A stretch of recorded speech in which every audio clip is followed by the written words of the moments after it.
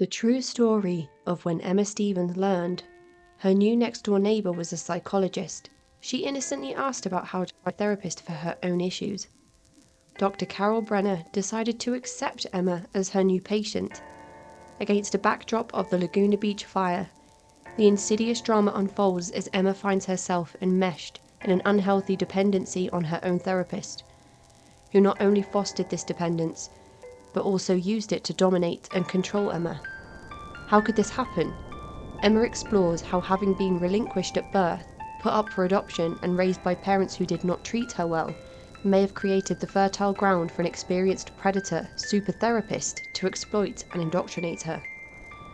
A Fire is Coming is a page-turning psychological nightmare as Emma tries to escape the predators and narcissists in her life, who have their own egoic plan. Not only does Emma escape, she takes a hard look back at how and why it happened. Emma's unflinching narrative serves as a cautionary tale to anyone who might find themselves a potential victim of an exploitative therapist, or vindication for anyone who has had an adverse experience with an unethical professional. After escaping such a bewildering experience, Emma dives into the field of psychology, learning about adverse personalities and the power of a cultic relationship. Emma may have started her journey as a passive victim, but as she begins to integrate her experience, she becomes a brave witness and advocate for others who may find themselves on a similar path. This book could have been titled When Courage Speaks. When courage speaks, the world as we know it shifts because we see things differently. We get empowered, smarter, more grounded in truth.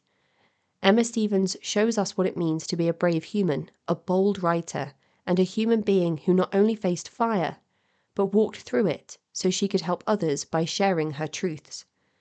Hello listeners, and welcome to this week's mini-series. As some of you may know, I am taking a step away from interviewing as I undertake the Psychology of Coercive Control Master's course at Salford University. That means that this very special episode, with very special guest Emma Stevens, will be the last interview I release before remastering older episodes with updates from previous guests starting next week. This interview is a prevalent one, as more and more people come forward to discuss the gross misuse of power employed by those who have trained and become certified in helping individuals, but instead end up doing the opposite.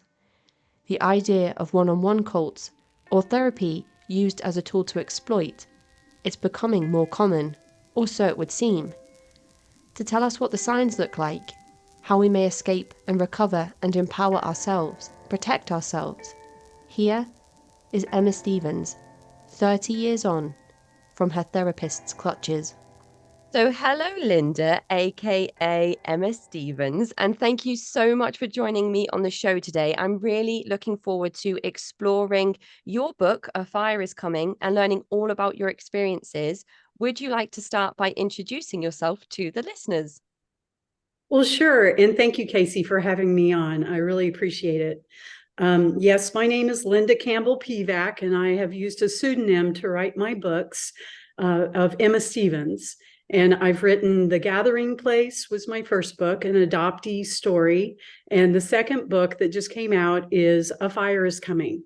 There is so much to highlight about this memoir today that feels so prevalent right now. The amount of emails and contacts that I've had from people asking about abusive therapists and cult survivors that leave high demand, controlling, exploitative environments and then try to find the right support and fall into a professional's care to then continue being exploited is quite wild to me. It's not really something I ever thought would happen in that space. And I don't know if it's naivety or if it's kind of my own education journey, but your memoir really brought to light all of the issues that so many people have explained to me. Have you had that sort of feedback from people that have read your book?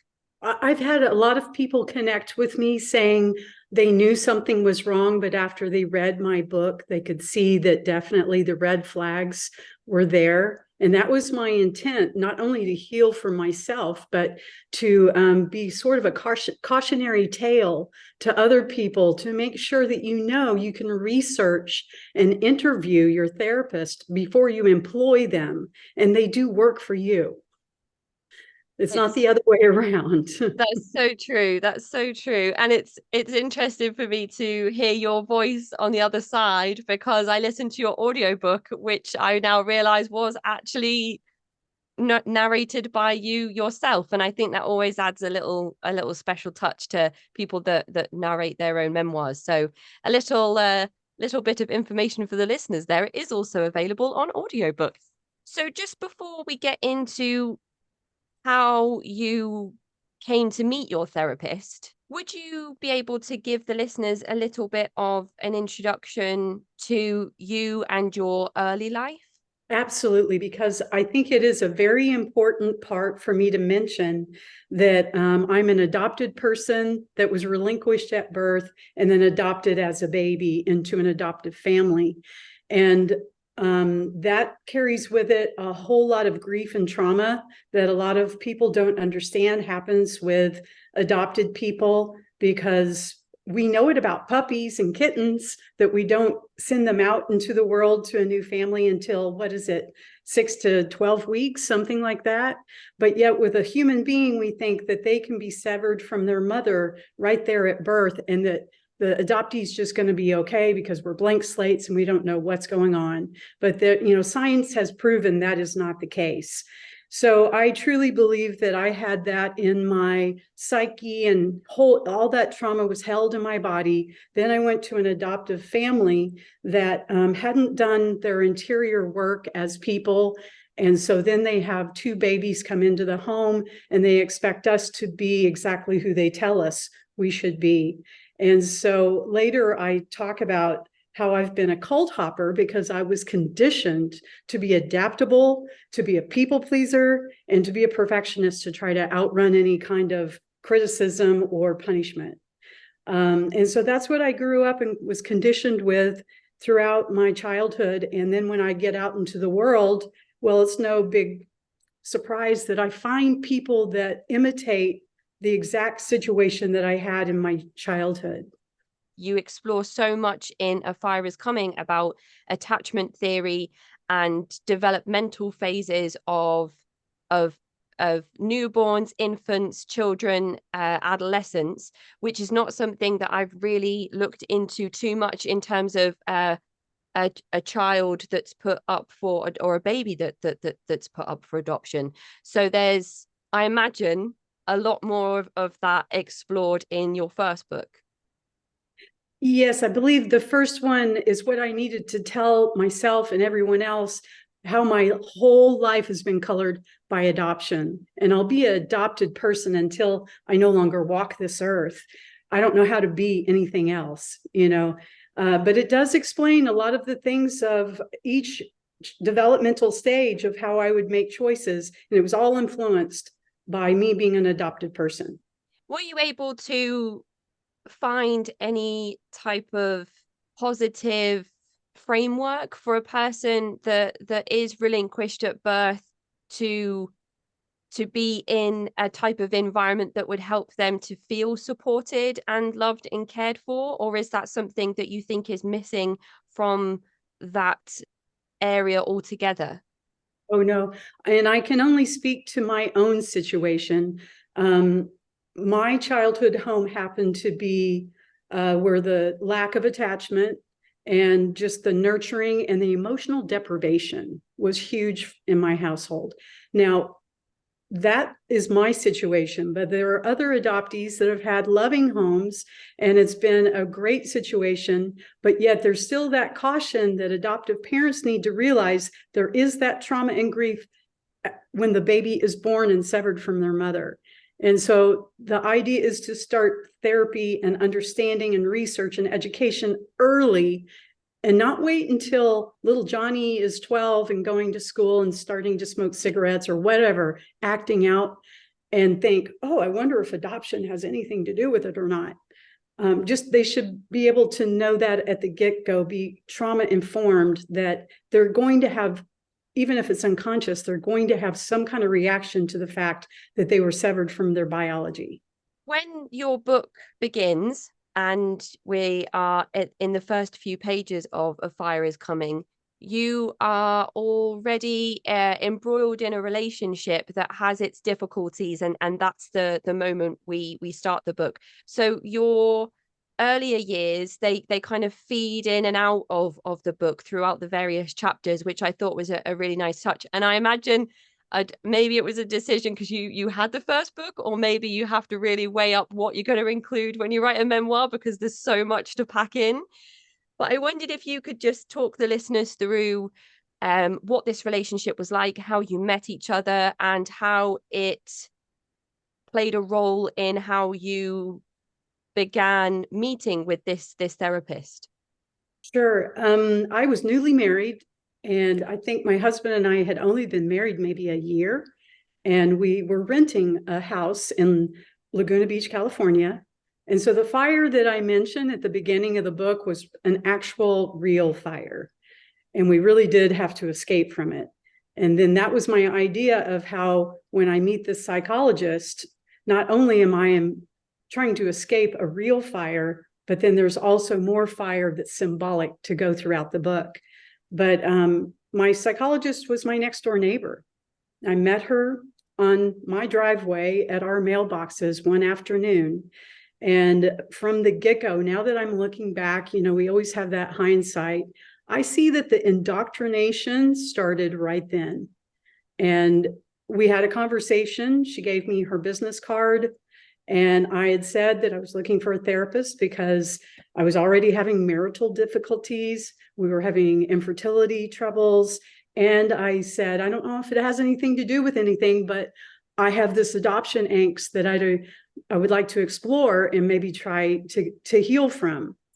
And so from that point forward, the next week I found myself in her office, and it was kind of a slow, insidious methodology, how she indoctrinated me and fostered a dependency on her after she knew my Achilles heel, which is that I never had a loving mother.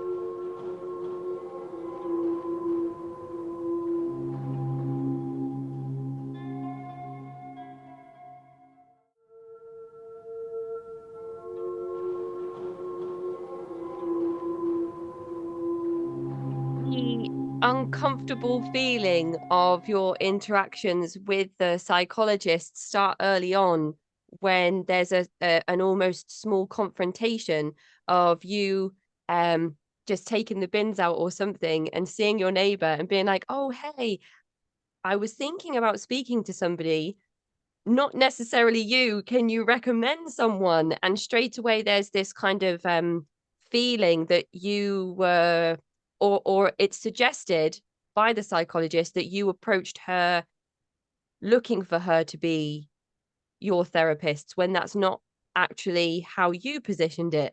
And it's almost like you don't have a choice. She's like, okay, I'll see you tomorrow, you can come and talk with me. And it's straight away, it's kind of just like, I think if my neighbor was a psychologist, they're so friendly and they're so nice that if they said, right, you just come round tomorrow and we're going to get this sorted, I would feel like rude if I said no. But it's again, it's ignoring or not recognizing red flags until it's kind of two steps too far. So after you met your psychologist and you have this first session, are there any specific things that you remember speaking about, or how you felt sitting down to speak with her? I think it's important to mention the power differential of when someone holds a credential and charges $300 an hour, and you have no experience, that I had no experience about what therapeutic boundaries look like or what therapy even was. I just was very naive and going in to thinking that, just like you said, I felt so lucky. This person wants to help me. She seems nice. She's my next door neighbor. And I have a person's name on a card. So for me, I see how I framed it of like I had just struck gold, but yet I think she had the plan all along to kind of lure me in and start to groom me. And in the book, I really try to take it slow through the process, because I think a lot of people think it can't happen to them. And, oh, I would never fall for that line, or I wouldn't find myself in that situation. And so for the book, I really wanted to take it slow, each step of how she just disconnected my intuition one little bit at a time. And for her, for me specifically, it was one hug at a time. She started hugging me very early on. And in my book, I talk about the hormone oxytocin. And that's something an adoptee doesn't get to experience, because when you sever the mom and the baby, that hormone doesn't get transmitted and that bonding process doesn't occur. So that's why an adoptee starts to form and shape differently, because they're already thinking, what's happening? What's going on? Trauma is in their body already. So she kind of knew instinctively how to lure me in by lots of hugs, lots of touching, lots of, I'm here for you, and I'm going to be the mother you've never had. The way that you were able to shape the funneling of your interactions and your involvement with this person is so expert. It really does kind of go through every single step. And by the end of it, it's such a massive crescendo that you could kind of see all the pieces coming together, but it's still quite shocking when you end up in the position that you finally are existing in. It's kind of like reading a psychological thriller. And if I hadn't done so many of these interviews, I would, maybe part of me would be questioning whether or not this was, is this fiction? Or did this really happen? So I just want to kind of put that out there for the listeners, that it does kind of have that feel to it as well, for anybody that's looking for something a little bit different in the best way possible as well, I must say. So in this first meeting with your or with the psychologist, you weren't sure how much you were going to share, or what things you wanted to bring up, but it's this idea of opening up and holding nothing back comes into play almost immediately. Yes, in fact, it was almost a berating of me, saying that I was doing therapy wrong, because she said, you have to tear these walls down. You must trust me. And, that just makes me think of the bite model of Stephen Hassan, but, of how the control started immediately. And she said, if you can't be vulnerable, which is true for therapy, you have to be vulnerable. And that's what makes this so insidious, because if you want therapy to work, you have to trust that person, let them in, and know that they're going to be working with your psyche. So I do slowly get chipped away with my resolve to not be vulnerable. I become vulnerable. And that's when I really lost all agency over my life. And I just really didn't know what I was doing, what I was feeling. It was breaking apart my marriage. She told me I should leave my husband. And she even had us do couples therapy together, only to tell me later that after I've seen the two of you together, I'm convinced that he is no good for you, and that she would personally be so much better for me than my husband. Sprinkled in with all of the really wild and irrational things that the psychologist would go on to say in later sessions and interactions were always kind of nuggets of truth, or nuggets of things that sounded rational and feasible. And that almost feels as well like one of the main tactics, along with the kind of like slow touching your hand on your shoulder, giving you a hug. It feels as though that plays a big role in the way that the psychologist was able to get to gaslight you, for one thing, and to second guess whether you and your critical thinking voice that was always there were in the wrong, and not her. And it makes me think about whether or not psychologists are using the, in some cases, of course, not all cases, are using the training that they are given to explicitly use that to exploit vulnerable individuals by knowing how to use language and how to approach people. Would you say that I know that you've explored so much of this in your book, but would you say that this is something that was happening in your situation? Yes, I would say absolutely. It's like she knew how to use, I call it the punishment reward system, grooming and love bombing. And once she knew that she had me in the palm of her hand, then the punishment started. If she felt me pulling away from her, then she would tell me, you're either bipolar or have borderline personality disorder. And she was diagnosing me. And that really scared me because at that point, I truly believed her. But I see now she used that as a tactic to get me to behave so she could better control me and better be able to tell me what my next step was going to be. Because by then, I had lost all agency over my marriage, my job, anything about my life. She had cut me off from friends, really going to my workplace because that interfered with what she wanted me to be doing. I'm really surprised I didn't lose my job. I did later, but not right then. When you initially meet the psychologist and you sit down to have your first conversation with her or session, she is in a relationship with somebody else and they're living together at this point. Yes, they owned the house together that was right beside the rental that my husband and I lived in. So they were very much, I mean, for all purpose, they were married. And that's one of the red flags. If your therapist talks a lot about their own life and what their innermost feelings are about their mate, that's probably not something they should be sharing with a client. But she started doing that fairly early, especially when she started saying that my husband wasn't right for me. That's when she introduced, I know this because my mate's not right for me either. And I will probably be asking her to move. So looking back now, I see how each little step was she had in place. It was a whole agenda.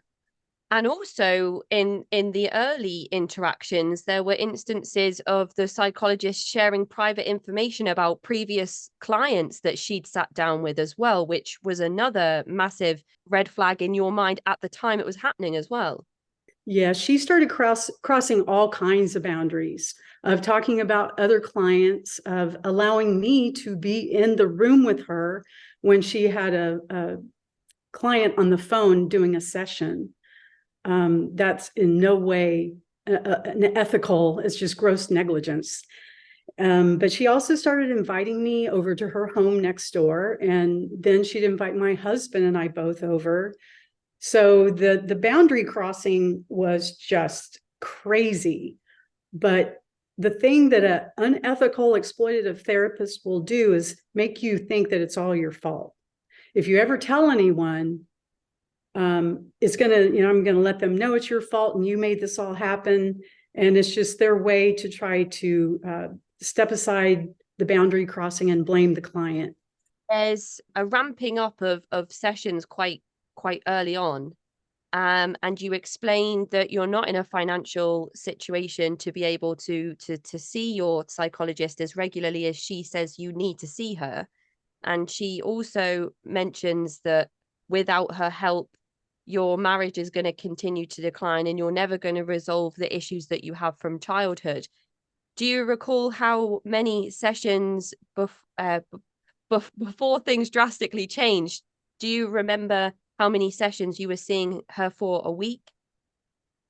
I know it started off as once a week. Then she convinced me to go twice a week. Then it was, she wanted me to come 3 times. And she had said, I'm not going to make you pay for all of this. So it became sort of I don't know, in her mind, it was probably a barter system of just an opportunity to get closer to me.